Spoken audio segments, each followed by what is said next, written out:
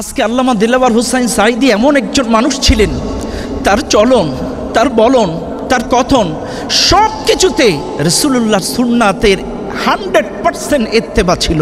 রাসূলুল্লাহর সুন্নাহগুলো ফুটে উঠত। ছোট্ট একটি কথা বলছি, তার যে আচরণটা। আমি একবার পাবনা ঈশ্বরদীতে একটা মাহফিলে গেলাম। ঈশ্বরদীতে মাহফিলে গেলে একটা ছেলে বেশ বড় হয়ে গেছে।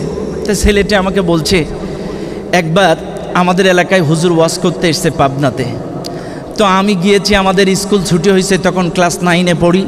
আমরা সবাই মিশে গেছি যে আল্লামা হুজুর দেলোয়ার হোসেন সাঈদী হুজুর আসছে, সবাই দেখা করতে গেছি। এখন সারাদিন ক্লাস করার পরে পায়ে মোজা পরা, ওই হুজুরের রুমের মধ্যে যখন কেটস খুলে হুজুরের রুমের মধ্যে ঢুকছি, তখন আমার এই পায়ের মোজা এত দুর্গন্ধ, ওই রুমটা আর কি গন্ধ ছড়ায় গেছে। তো সবাই বসা, অনেক আলেমুলামা বসা, আর আমরা স্কুলের কয়েক বন্ধু 5-6 জন ঢুকছি। সাঈদী হুজুর হেসে সুন্দর করে বলছে, এত সুন্দর সেন্ট কে ছড়ালো রে, এত সুন্দর সুগন্ধি কে ছড়ালো রে।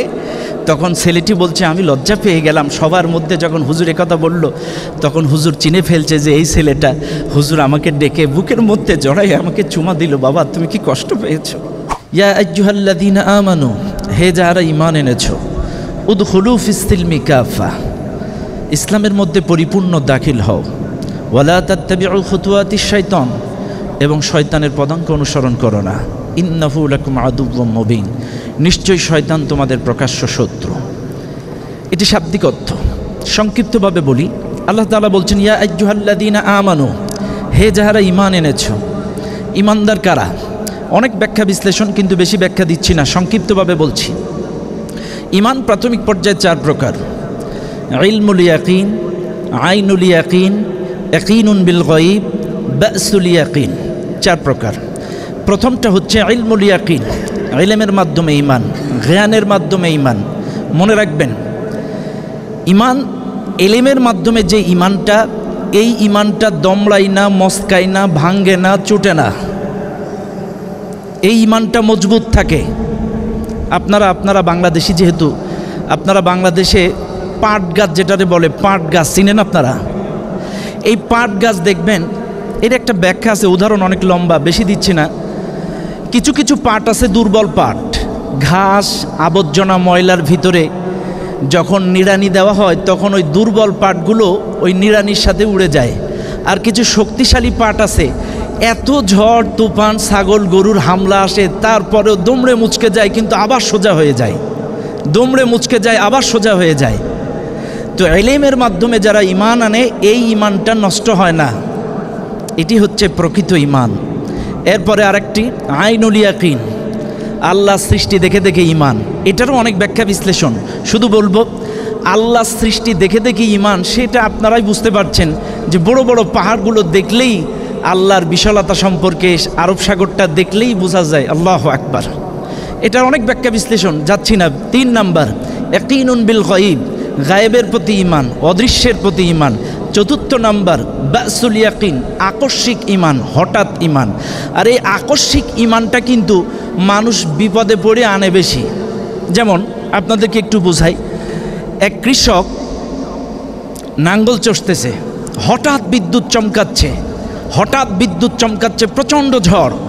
এই কৃষকের কাঁচা মারা, কিন্তু ও আজান দেওয়া শুরু করছে, আল্লাহু আকবার, আল্লাহু আকবার, আজান দেওয়া শুরু করছে, কাঁচা দেওয়া। কিন্তু এটারে বলে আকস্মিক ঈমান। এটারে আকস্মিক ঈমান বলে, হঠাৎ ঈমান। এটার কোনো মূল্য আল্লাহর কাছে নাই। যাই হোক, বেশি ব্যাখ্যা দিলাম না, 4টা ঈমানের সংক্ষিপ্ত কথা বললাম। এবার আসেন, আল্লাহ বলছেন, হে যারা ঈমান এনেছো, উদখুলু ফিস-সিলমি কাফা, পরিপূর্ণ ইসলামের মধ্যে দাখিল হও। এখন আসেন, ইসলামের মধ্যে প্রবেশ করতে গেলে আমরা দেখেছি লক্ষ্য করে যে খোলা বিলে, খোলা মাঠে, খোটা ময়দানে কেউ যদি হাঁটে, কেউ বলে না যে মাঠে প্রবেশ করেছে, পুকুরে প্রবেশ করেছে, নদীতে প্রবেশ করেছে, সাগরে প্রবেশ করেছে। এই শব্দটা, প্রবেশ শব্দটা ওই জায়গায় আসে না। প্রবেশ শব্দটা আসে ওই জায়গায় যার একটা দরজা আছে, যার জানালা আছে, ভেড়াঘেরা আছে, বাউন্ডারি দেওয়া আছে, এই স্থানে যদি কেউ ঢোকে তাইলে বলে লোকটা প্রবেশ করেছে। যেমন আজকে আপনারা এখান দিয়ে একটা দরজা দিয়ে প্রবেশ করেছেন, হ্যাঁ এখানে আসছেন, প্রবেশ করেছেন। কেউ মসজিদে গেলে প্রবেশ বোঝায়, ঘরে গেলে প্রবেশ বোঝায়। তো ঠিক তেমনি আল্লাহ বলছেন উদখুলু ফিস-সিলমি কাফা, ইসলামের মধ্যে পরিপূর্ণ প্রবেশ করো। এখন আসেন, তাহলে ইসলামেরও তো একটা দরজা আছে, ইসলামেরও তো একটা বাউন্ডারি আছে, ইসলামেরও তো দরজা আছে, ইসলামেরও তো জানালা আছে। এখন প্রশ্ন করবেন ইসলামের দরজা কি?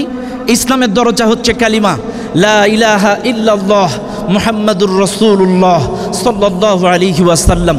এই কালিমাটা হচ্ছে ইসলামের দরজা। এই কালেমাটা পড়ে ইসলামের মধ্যে প্রবেশ করতে হয়। এখন এই কালেমাটা তো অনেক হিন্দুরাও জানে, এই কালেমাটা তো অনেক খ্রিস্টানরাও জানে, এই কালেমাটা তো অনেকেই পড়ে, কিন্তু এটা মূলত তার অর্থটা এরা মানে না। একবার এক মাজলিসে আবু হুরায়রা রাদিয়াল্লাহু তাআলা আনহু এরকম মাজলিসে বক্তব্য দিতে দিতে বলেই ফেললেন যে একবার কালেমা পড়বে সে জান্নাতে চলে যাবে। এই মাজলিসে হজরতে ওমর রাদিয়াল্লাহু তাআলা আনহু উপস্থিত ছিলেন। আবু হুরায়রাকে ধরে টেনে হিঁচড়ে রাসূলের কাছে নিয়ে গেলেন। রাসূলের কাছে নিয়ে যাওয়ার পরে হজরতে ওমর রাদিয়াল্লাহু তাআলা আনহু বলছে, হুজুর আপনি কি এমন কোনো কথা বলেছেন যে কালেমা পড়লেই জান্নাতে চলে যাবে? রাসূল বলছে, না, আমি বলেছি মান ক্বালা লা ইলাহা ইল্লাল্লাহ ফাদাখালাল জান্নাহ, ফাদাখালাল জান্নাহ। তখন ওমর রাদিয়াল্লাহু তাআলা আনহু বলছে, হুজুর লা ইলাহা ইল্লাল্লাহ দাখালাল জান্নাহ বললেই তো জান্নাতে প্রবেশ করতো, যে কালেমা পড়বে জান্নাতে চলে যাবে, কিন্তু আপনি ফাদাখালাল জান্নাহ কেন বললেন? ফা যেখানে থাকে এখানে একটা কিন্তু থাকে, একটা প্রশ্ন থাকে, একটা অতঃপর থাকে, ফাদাখালাল জান্নাহ কেন বললেন? এই ফার ব্যাখ্যাটা কি? তখন হুজুর বললেন, ফার ব্যাখ্যা হলো আন ইউহাজিরাহু মা হারামাল্লাহ, যারা কালেমা পড়ার সাথে সাথে আল্লাহর আদেশ এবং নিষেধগুলো পরিপূর্ণ মানবে এরাই জান্নাতে চলে যাবে। এখন আসেন, এই কালেমাটার অর্থ কি? লা ইলাহা ইল্লাল্লাহ, আল্লাহ ছাড়া আইনদাতা নাই, বিধানদাতা নাই, মাবুদ নাই। এখন আসেন, এই কালেমার দাওয়াত দিতে গিয়েই আজকে রাসূল মার খেয়েছেন। এই কালেমার দাওয়াত দিতে যেয়েই, কালেমার দাওয়াত দিতে গিয়ে তো রাসূল বলেছিলেন, ইয়া আইয়ুহাল্লাযীনা, মক্কার মানুষদেরকে বলেছিলেন তোমরা পড়ো লা ইলাহা ইল্লাল্লাহ। তখন তারা আবু লাহাব বিশেষ করে, অনেক ব্যাখ্যা সংক্ষিপ্তভাবে বলছি, পাথরের টুকরা মেরে রাসূলের কপাল ফাটিয়ে দিয়েছিল। কাজে মনে রাখবেন, তাওহীদের দাওয়াত দিতে গেলে, একত্ববাদের দাওয়াত দিতে গেলে, হকের দাওয়াত দিতে গেলে, ইকামতে দ্বীন প্রতিষ্ঠার দাওয়াত দিতে গেলে অবশ্যই আপনার উপরে জুলুম নির্যাতনের স্টিম রুলার আসবে। সে কথা আমার ভাইজান একটু আগে, আমার আগে বক্তব্যের মধ্যে বলছিলেন আপনার উপরে বিপদ আসবে। কি ধরনের বিপদ আসবে সংক্ষিপ্তভাবে বলি। আপনার উপরে বিপদ আসবে, ক্বালু ইন্না তাতায়্যারনা বিকুম লা ইল্লাম তানতাহু লানারজুমান্নাকুম ওয়া লা ইয়ামাসসান্নাকুম মিন্না আযাবুন আলীম। আপনার উপরে পাথরের আঘাত আসবে, আপনাকে যন্ত্রণাদায়ক আযাব দেওয়া হবে, আপনাকে কঠিন নির্যাতনের স্টিম রুলার আপনার উপরে চালানো হবে। যে নির্যাতনটা চালিয়েছিল আল্লামা দিলওয়ার হোসাইন সাঈদীর উপরে, 13টা বছর তাকে জেলখানার মধ্যে বন্দী করে রেখেছিল, তাকে নির্যাতনের স্টিম রুলার তার উপরে চাপিয়েছিল। শুধু তাই নয়, আপনি যদি একত্ববাদের দাওয়াত দেন, ইকামতে দ্বীনের পথে চলেন, আপনার নামটা বিকৃতি করে দেওয়া হবে। বিসাল ইসমুল ফুসুক বাদাল ঈমান ওয়া মান লাম ইয়াতুব ফাউলাইকা হুমুজ জালিমুন। আপনার নাম বিকৃত করবে, আপনাকে রাজাকার বলবে, আপনাকে জঙ্গিবাদ বলবে, আপনাকে তালেবান বলে গালি দিবে।